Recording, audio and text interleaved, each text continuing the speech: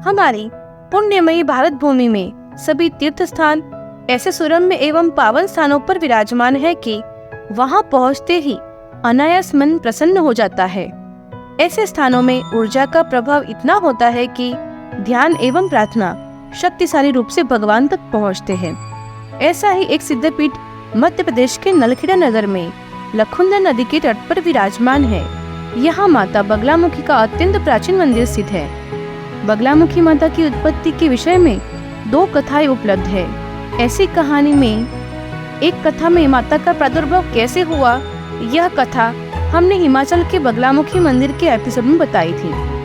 अगर आपने वह वीडियो नहीं देखा है तो आपसे अनुरोध है कि आप आई बटन पर क्लिक करके वीडियो अवश्य देखें। माता पीताम्बरा के प्रागट्य की दूसरी कथा के अनुसार एक बार राक्षसों की दुष्टता के कारण चिंतित होकर ब्रह्मा जी भगवान शिव के पास गए। भगवान शिव को ध्यानस्थ देख ब्रह्मा सहित देवताओं ने भगवान शिव की प्रार्थना की। भगवान शिव बहुत क्रोधित हुए।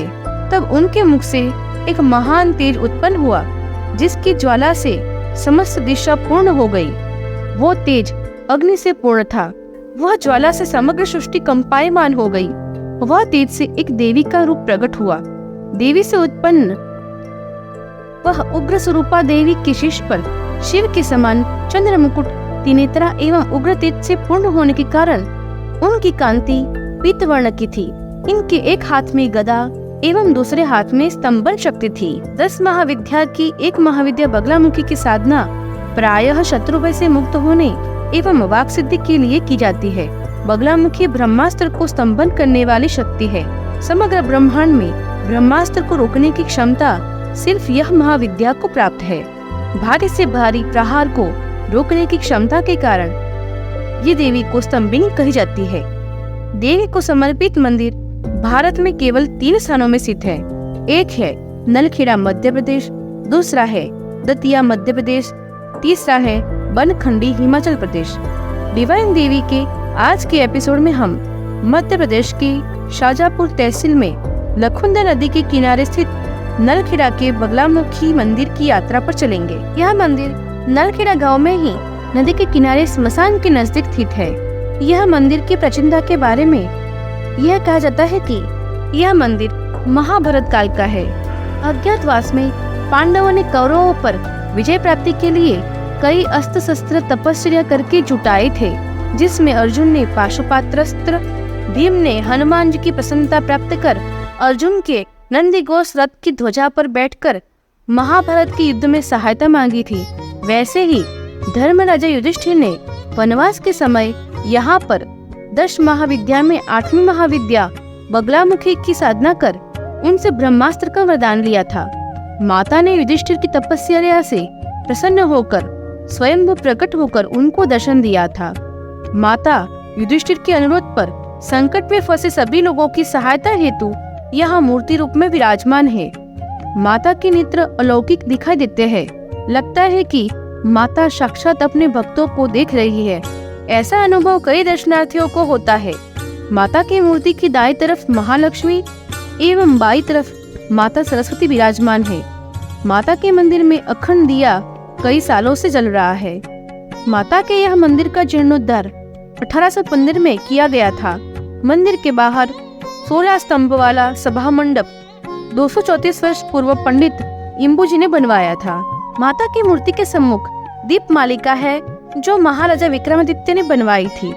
सिंहमुखी मुख्य द्वार मंदिर के प्रवेश स्थान पर स्थित है। उग्र अनुष्ठानों के तहत बगलामुखी अनुष्ठान में कई सावधानियां रखनी पड़ती है।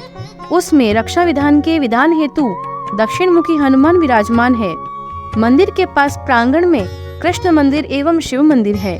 मंदिर के पास 2 यज्ञशालाएं स्थित है। यहाँ सुबह से लेकर मध्य रात्रि तक तंत्र अनुष्ठान किए जाते हैं। स्मशान एवं नदी किनारे स्थित होने पर तंत्र साधना के लिए यह स्थान अनुकूल माना जाता है। दीपावली, नवरात्रि के समय में कई साधक यहाँ तंत्र साधना के लिए आते हैं। मंदिर में अलग अलग समस्या हेतु यज्ञ किए जाते हैं, जिसमें मरीचिका हवन पूरे भारत में प्रसिद्ध है। हालांकि यह हवन अभी बंद है, पर इसके अलावा भी कई उग्र हवन किए जाते हैं। रात्रि काल में शत्रु संहार हवन देखना एक अद्वितीय अनुभव है। शक्ति साधक के लिए यह स्थान गुप्त पीठ है। कई नामी अनामी लोग शत्रुनाश, वाद विवाद एवं कोर्ट केस में सफलता के आशीर्वाद प्राप्ति हेतु यहाँ यज्ञ करवाते हैं। चुनावों में विजय प्राप्ति हेतु भारतीय राजनीति के कई दिग्गज यहाँ माता का आशीर्वाद प्राप्त कर चुनावों में विजय प्राप्त कर चुके हैं। तब भी देश में चुनाव का माहौल होता है, तब बड़े बड़े नेता माता के दर्शन हेतु यहाँ आते हैं। माता बगलामुखी पीले वस्त्र धारण करते हैं। उनका वर्ण स्वर्ण के समान चमकीला है। माता गले में चंपा के पुष्पों की माला पहनते हैं। माता ने आभूषण भी पीले रंग के पहने हुए हैं। उनका प्रागट्य भी पीले सरोवर से हुआ है। माता की उपासना में भी पीले वस्त्र, हल्दी की माला के प्रयोग का विधान है। माता के यह धाम में पीले रंग की प्रधानता होने के कारण ही यह स्थान को पीताम्बरा पीठ भी कहा जाता है। माता के हवन में हल्दी एवं पीले सरसों का प्रयोग किया जाता है। माता जितनी उग्र है उतनी ही अपने भक्तों के प्रति दया युक्त है। जब भारी संकट आता है, जब कोई भी रास्ता नहीं मिलता, जीवन में अंधकार छा जाए, तब यह धाम में अवश्य जाना चाहिए। माता के समक्ष अपने दुख तकलीफ निवारण हेतु प्रार्थना करने से माता तुरंत सहायता प्रदान करती है।